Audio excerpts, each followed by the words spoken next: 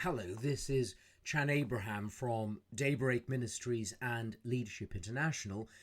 Today is the day where, certainly in the West, it is declared as being the most depressive day of the year, Blue Monday, when there's a perfect storm of debt and various other sorrows and bad weather that create this idea that it's the most depressing day of the year. I'd like to say a few words about that of encouragement, but let me read a paraphrase from a few verses of the Bible. It's actually from Isaiah chapter 61, verses 2 to 3. And this is what it says. The Spirit of God, the Master, is on me because God anointed me. He sent me to preach good news to the poor, heal the brokenhearted, announce freedom to all captives, pardon all prisoners. God sent me to announce the year of His grace, a celebration of God's destruction of our enemies, and to comfort all who mourn, to care for the needs of all who mourn, to give them bouquets of roses instead of ashes, messages of joy instead of news of doom, a praising heart instead of a languid spirit. Now, if your ears pricked up when the word enemies came up, don't worry, just park that for a minute. I'll come back and give you a relevant explanation. But what I find really encouraging as I read these few verses, as I think about what is going on in so many workplaces today, Blue Monday, and as I think about this year, 2020, is that what I've just read, as the Bible says, this year is the year of His grace. This is the year of God's favor.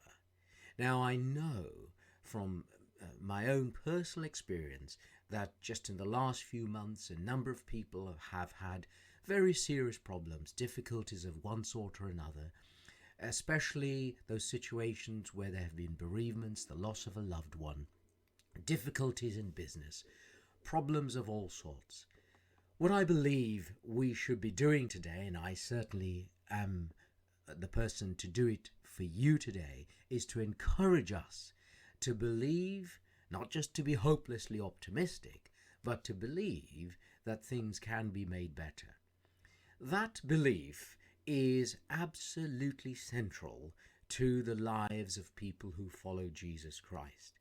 And that is because our hope and our faith is centered in the Bible and in one clear belief, and it is this, that God is love, and that His love has been expressed in Jesus coming to earth, giving up His life by dying on a cross, and as Christians believe, coming back again from the dead. So on this Blue Monday 2020, let me announce freedom to us all to begin to experience real joy. And I mentioned the idea of enemies.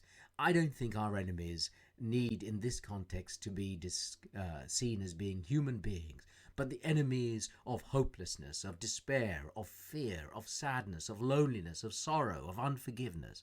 These are all things that come and remove our sense of peace and being having a sense that life is worth living. So today is the day. Let's turn Blue Monday into Glorious Monday, and let's look forward into 2020 for all that there is for us, because God has promised us that this is the year of His grace, a celebration of God's love. And that's the thought for today.